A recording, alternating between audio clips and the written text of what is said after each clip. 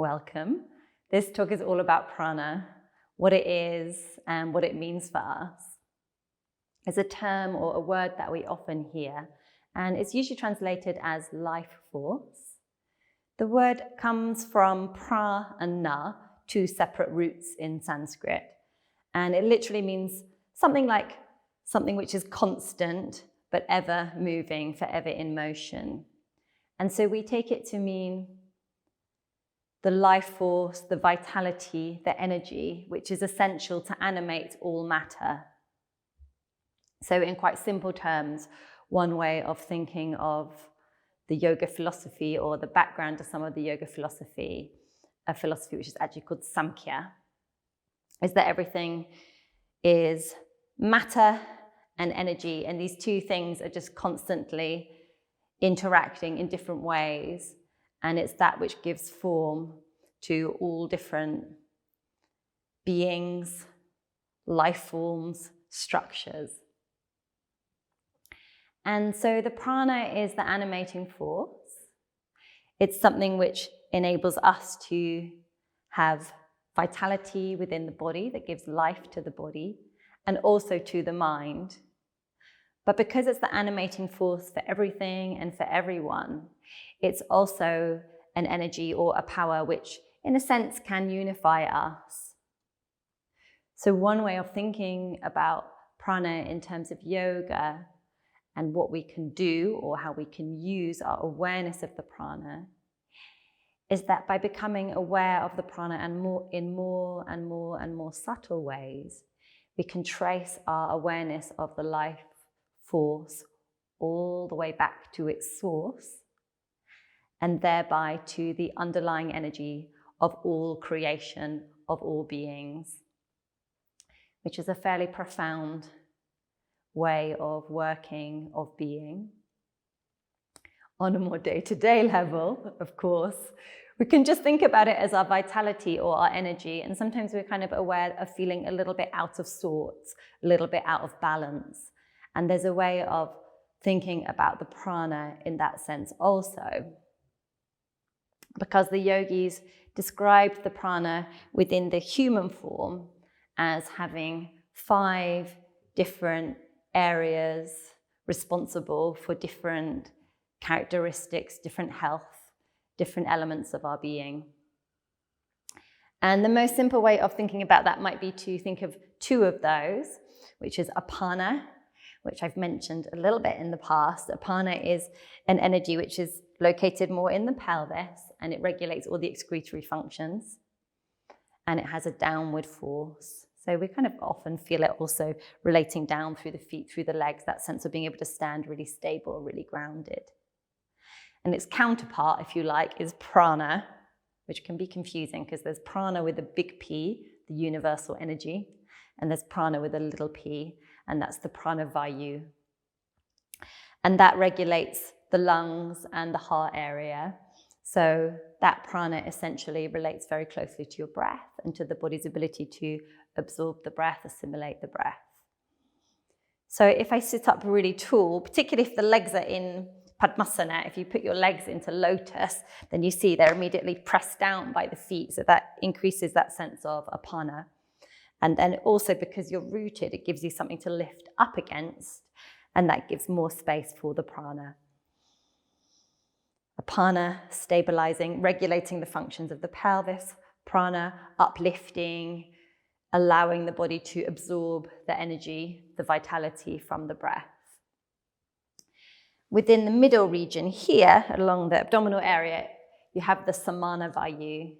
Sama means equalizing or balancing. And the term vayu, so there's 5 pancha vayus. The vayus refers to something like the airs within the body, so the different kind of ways that energy is within the body. So we've had apana, prana, and samana. So samana is regulating the whole digestive system. So just from what I've described, these different forces and what they're managing for us within the body, you have a sense that often we have issues with the digestion in the abdomen, or maybe more around constipation or irritable bowel, those kind of conditions that are so common. So in the yoga way of thinking, we would look to bringing balance to the prana vayus first and foremost, and that would enable the balance to then come into the physical body. So we're kind of taking everything a layer away from simply the physical. So the last two of the prana vayus that I haven't mentioned, Udana is more around the throat and the head, so regulating your speech and also the processes of the brain, so the thought processes. So if we're having a day when we feel all scrambled, or a week or a lifetime when we're feeling all confused, then we would think of regulating that from the Udana Vayu. And of course, within the practices of yoga, that would relate to things like concentrating, being aware of the breath, awareness of the body, meditation practices, etc. And the last one is called Vyana Vayu, and that's the most subtle of them. And it's a little bit more difficult to characterize because it regulates or relates to a lot of the systems which are enteric, which are through the whole body. So like the skin system or the blood system. And we would also think of that as expanding through the physical body, but also a little bit beyond the physical body. So sometimes when you lie in Shavasana or in a meditation, if you're sitting and you start to feel a little bit expanded, then you're experiencing something of your Vyana Vayu, that sense of being a little bit bigger, a little bit more expansive than literally the physical being. So some of these pranayama practices that we will also be looking at are a way of regulating the prana. But even before we get to that, we need the asana practice, we need the posture practice to really start to bring that balance to the body. Daily life, the grind means that we end up kind of dropping forward. We're always reaching forward with the arms, not so much cause to put the hands behind. And so that, of course, will close the chest area, close the lung region. So even just lifting up really tall, lifting the chest and having the space for the lungs will do a lot for your prana, apana balance. If we're always rushing around, there's not much time to bring balance into the mind. So even if we're still busy, being conscious of that fact, letting the mind connect into the everyday activity is really useful. So if you're walking, just taking time to notice the footsteps, notice that you're walking rather than walking on your phone, which I think we can all be guilty of. And so the prana, quite beyond this way that it is within the physical body and within the mind, we can also have a sense of what's called the Mahaprana. So we have the individual prana and we also have the Mahaprana. And the Mahaprana is the life force within the whole universe, the whole multiverse. And it's essentially got all sorts of characteristics. So we've heard already it could be psychological in nature, it can influence the mind, it can come into the body, it can regulate the body. But it also has a lot of the qualities that we know of the universe, of the different forces within the universe. So electromagnetic, photonic, etc., etc. And we could just have a little play with the prana for a moment, as we know it also goes through our being. So we could just do this together. If we take the hands and give them lots and lots of energy, give them a rub, wake them up a little bit, and then open and close your hands really, really fast. Focus on really opening and then focus on really closing so it gets kind of tiring. This is also really good for the wrists because it strengthens the muscles which manage the wrist. You have to keep going and keep going and keep going, even though you don't really want to at this point. Open, open, open. Close, close, close.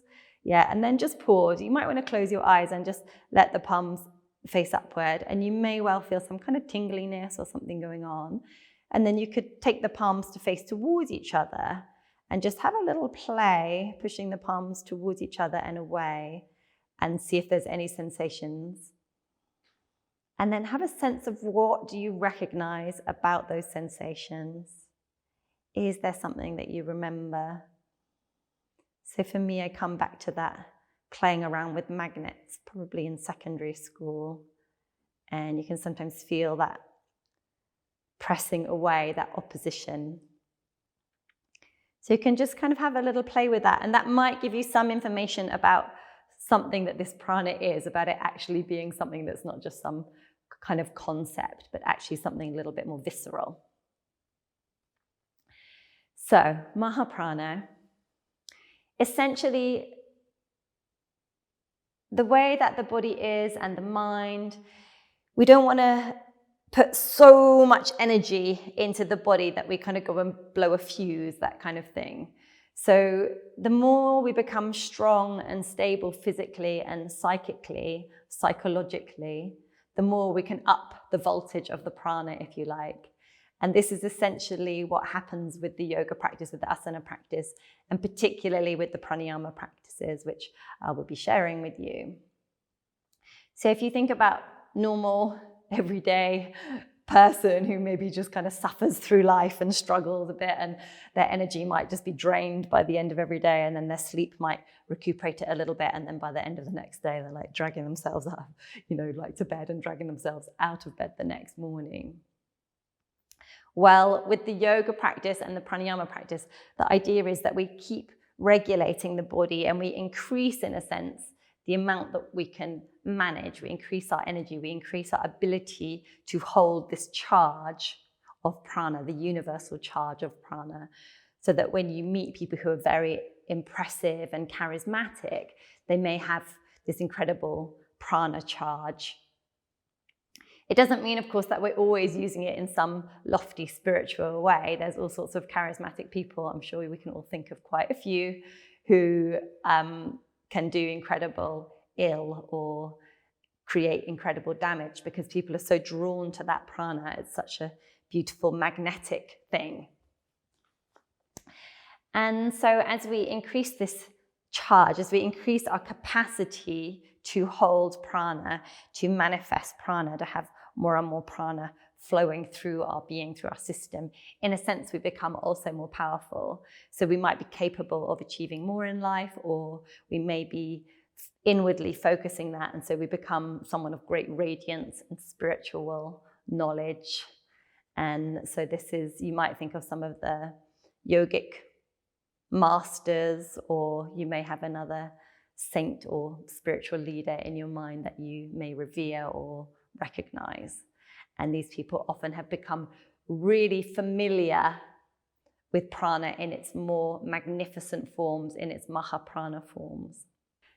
So in the Bhagavad Gita, classic yoga text, which translates as the Song of the Lord, we have the character Arjuna, and he's a prince, and he's been asked to fight actually with his cousins because there's a whole war over the kingdom, and the cousins and their family have been basically refusing to give back the land which rightly belongs to Arjuna and his brothers.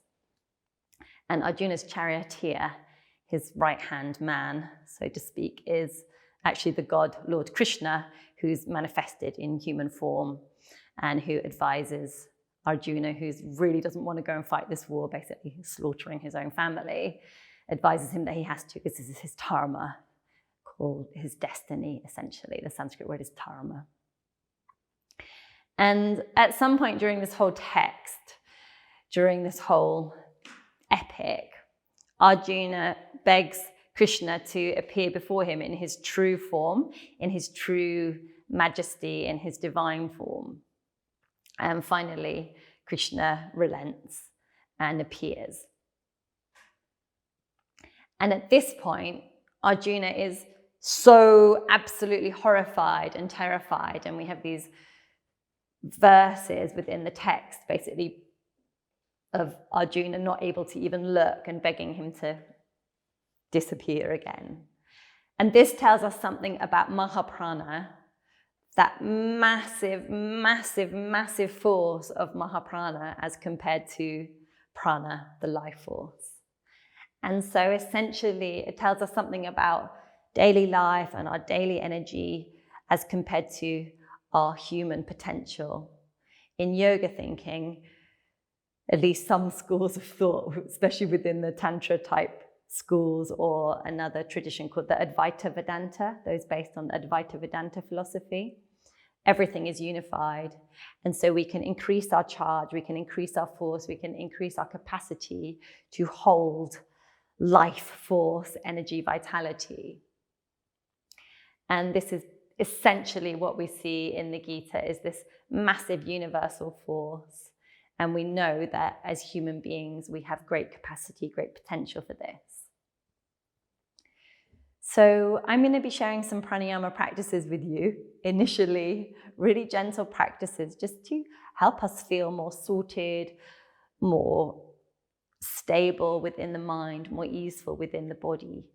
But there's also practices which help to free up the channels for the prana and to increase the charge of the prana. And so when it comes to the pranayama practice and those channels for the prana, what we're talking about are in Sanskrit called the nadis, and they translate as tubes. When we see a map, if you see an image of the nadis, there's literally thousands and thousands and thousands of nadis running everywhere through the body. But because we're interconnected beings, they also move beyond the body. That's partly why in yoga asana we pay such attention to the way that we press the feet into the ground, or lifting the arms. We try and maintain the energetic connection all the way through the fingertips, because we're all the time receiving and transmitting prana. And so some of the pranayama practices are specifically designed to bring balance to the nadis. So apart from all of these many, many tributaries through all of it's really the subtle body that we're talking about. They're not identifiable within the physical body as such, although perhaps they also relate to the nervous system, for example, or to the blood circulatory system. In the yoga way of thinking, there's two main crisscrossing channels, Ida and Pingala, and then this central channel, Sushumna Nadi. And when our prana rests in Sushumna Nadi, we feel ourselves really centered. And then when the prana has kind of balanced within all of the nadis, within all of the channels, within the chakras, then we might also have this greater up force of prana called the kundalini. So the kundalini is super revved up prana, essentially. A different manifestation of prana, but still interrelated. It's more that Mahaprana, that universal force that we see within Krishna in the Bhagavad Gita, that's also potentially can arise within humans. So I'll be sharing some practices with you, and hopefully you will experience this sense of your life force, your vitality increasing and helping you feel altogether a little bit more sorted, a little bit more happy and energetic.